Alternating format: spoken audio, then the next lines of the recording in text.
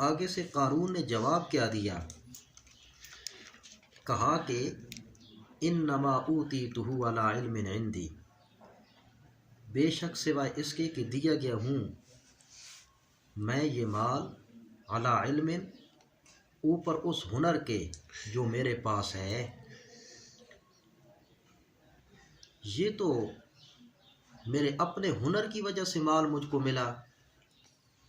نعوذ باللہ من ذالک، اللہ کا احسان کیا ہے میرے اوپر؟ کوئی احسان نہیں، یہ میری اپنی صلاحیت کی وجہ سے اور میرے اپنے ہنر کی وجہ سے مال میرے پاس آیا ہے۔ اولم یعلم ان اللہ قد اہلک من قبلہ، تحدید دنیاوی، کیا وہ نہیں جانتا تھا اس بات کو کہ بے شک اللہ نے ہلاک کیا اس سے پہلے من القرون بہت ساری بستیوں کو، من ہوا اشد منہ قوۃ، جو زیادہ سخت تھیں اس قارون سے عذر طاقت کے، و اکثر جمع،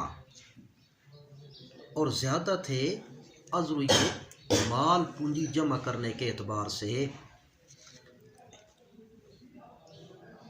تو اس کے پاس اخبار متواترہ یہ پہنچتی رہیں کہ اللہ نے پہلی بستیوں کو کس قدر ہلاک کیا، اور وہ بستیاں جسمانی طاقت کے اعتبار سے،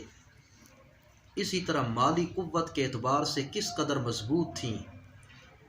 لیکن جب اللہ نے ان کو نیست و نابود کیا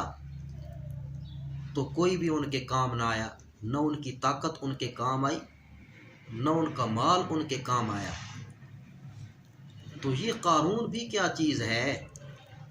جب اللہ کی طرف سے گرفت آئے گی تو قارون بھی اللہ کی گرفت سے نہیں بچ سکتا، نہ جسمانی طاقت کے اعتبار سے اور نہ ہی مالی قوت کے اعتبار سے۔ تحدید اخروی، ولا یسأل عن ذنوبہم المجرمون، نہیں سوال کیا جائے گا ان مجرموں سے ان کے گناہ کے متعلق، کہ ایسے جو مجرم ہوتے ہیں کفار و مشرکین، اللہ تبارک و تعالیٰ کی ذات کے منکر، تو ایسے لوگوں سے حساب کتاب نہیں لیا جاتا، بلکہ بغیر حساب کے ان کو جہنم میں ڈال دیا جاتا ہے۔ حساب و کتاب تو وہاں ہو جہاں نیکیاں بھی ہوں اور گناہ بھی ہوں،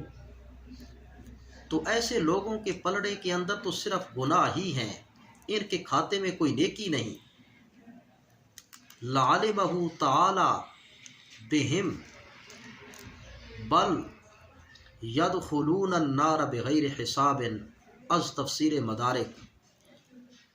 کہ اللہ کی ذات کو یہ بات خوب معلوم ہے کہ ان کے کھاتے میں کوئی نیکی نہیں بلکہ گناہ ہی گناہ ہیں، تو پھر حساب کتاب ان سے کیسے ہو؟ کوئی سوال نہیں کیا جائے گا ان کے گناہ کے متعلق،